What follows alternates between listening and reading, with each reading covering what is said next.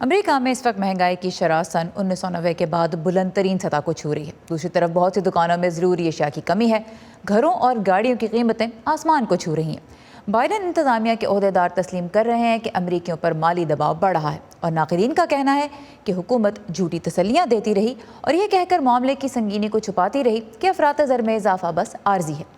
عام امریکی کی جیب پر ایک سال کے دوران بوجھ کتنا بڑھ گیا ہے اور کیوں، اس کی تفصیل آج لے کے آئے ہیں اسد اللہ خالد۔ اسد، سب سے پہلے تو یہ بتائیں کہ جو عام ضرورت کی اشیاء ہیں ان کی قیمتیں اس وقت امریکہ میں کہاں پہنچ چکی ہیں؟ سارا، جیسا کہ آپ نے کہا کہ امریکہ میں اس وقت ریکارڈ مہنگائی ہے۔ پچھلے 30 سال کے اگر ہم نمبرز دیکھتے ہیں، کنزیومر پرائس انڈیکس مہنگائی کی پیمائش کرنے والا سب سے مقبول اشاریہ ہے، جو یہ بتا رہا ہے کہ اکتوبر 2020 سے اکتوبر 2021 کے دوران مصنوعات اور خدمات کی قیمتوں میں 6.2% کا اضافہ ہوا ہے، جو کہ 3 دہائیوں میں ایک سال کے اندر ہونے والا تیز ترین اضافہ ہے۔ بنیادی ضرورت کی اشیاء کو اگر ہم دیکھیں تو ایک سال کے دوران 1 درجن انڈوں کی قیمت میں اوسطاً 29% سے زائد اضافہ ہوا ہے۔ 1 پاؤنڈ یا آدھا کلو چینی کی قیمت میں 12.5%، اور گائے کے گوشت کا قیمہ اس ایک سال میں تقریباً 29% مہنگا ہوا ہے۔ تو روزمرہ کی کھانے پینے کی اشیاء کا بل مجموعی طور پر 5% سے کچھ زیادہ بڑھ چکا ہے۔ اور اس کے علاوہ اگر ہم پیٹرولیم مصنوعات کی یا پیٹرول کی اسپیسیفک بات کرتے ہیں تو پیٹرول کی قیمت نے امریکیوں کی بڑی تعداد کو متاثر کیا ہے۔ جس طرح عالمی مارکیٹ میں خام تیل کی قیمتوں میں ہم نے دیکھا کہ گزشتہ 1.5 سال میں اضافہ ہوا ہے، اس کے اثرات امریکہ میں بھی نظر آ رہے ہیں۔ اکتوبر 2020 کے مقابلے میں پیٹرول کی اوسط قیمت اکتوبر 2021 تک 58% بڑھ چکی ہے۔ ہم نے کچھ امریکیوں سے یہ جاننے کی کوشش کی کہ قیمتوں میں یہ اضافہ جو ابھی ہو رہا ہے پچھلے 12 ماہ میں، وہ ان کو کیسے متاثر کر رہا ہے۔ ایک سمجھدار خریدار کی حیثیت سے میں پوری کوشش کرتی ہوں کہ ایسی صورتحال میں اپنے ذرائع آمدن کے اندر گزارا کروں۔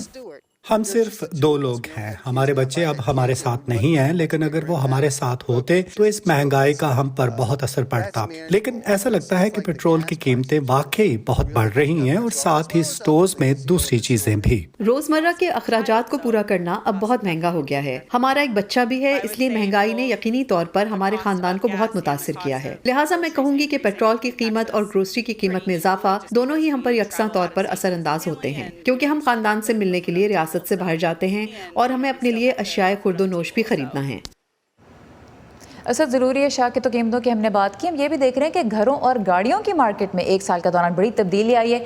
قیمتیں بہت بڑھ گئی ہیں، لیکن نہ گھر مل رہے ہیں اور نہ گاڑیاں۔ سارا، عالمی سپلائی چین میں خلل کی وجہ سے دنیا کا ایک بڑا حصہ متاثر ہوا ہے۔ گاڑیاں بنانے کی صنعت کمپیوٹر چپس نہ ملنے کی وجہ سے متاثر ہو رہی ہے، اور اس سال اگست اور سپتمبر میں اگر ہم دیکھتے ہیں تو گاڑیوں کی فروخت میں 7% سے زیادہ کمی ہوئی ہے۔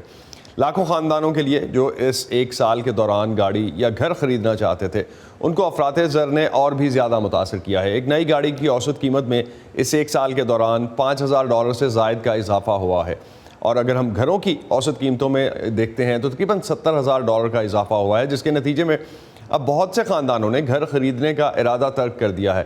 اس پر حال ہی میں صدر بائیڈن نے بھی بات کی۔ لیٹس ہیو اے لک۔ بہت سے لوگ معیشت کے بارے میں پریشان ہیں، اور ہم جانتے ہیں کہ ایسا کیوں ہے۔ انہیں اشیاء بہت مہنگی مل رہی ہیں۔ ہم پہلے ہی تاریخی معاشی بحالی کے بیچ ہیں، اور ہمارے اقدامات کے باعث بہت جلد ہم دیکھیں گے کہ سپلائی چینز طلب کی ضرورت پوری کرنے لگیں گی۔ لہٰذا نہ صرف ہم ملازمتوں میں مزید ریکارڈ اضافہ دیکھیں گے، بلکہ ہم کم قیمتیں اور تیز ترسیل بھی دیکھیں گے۔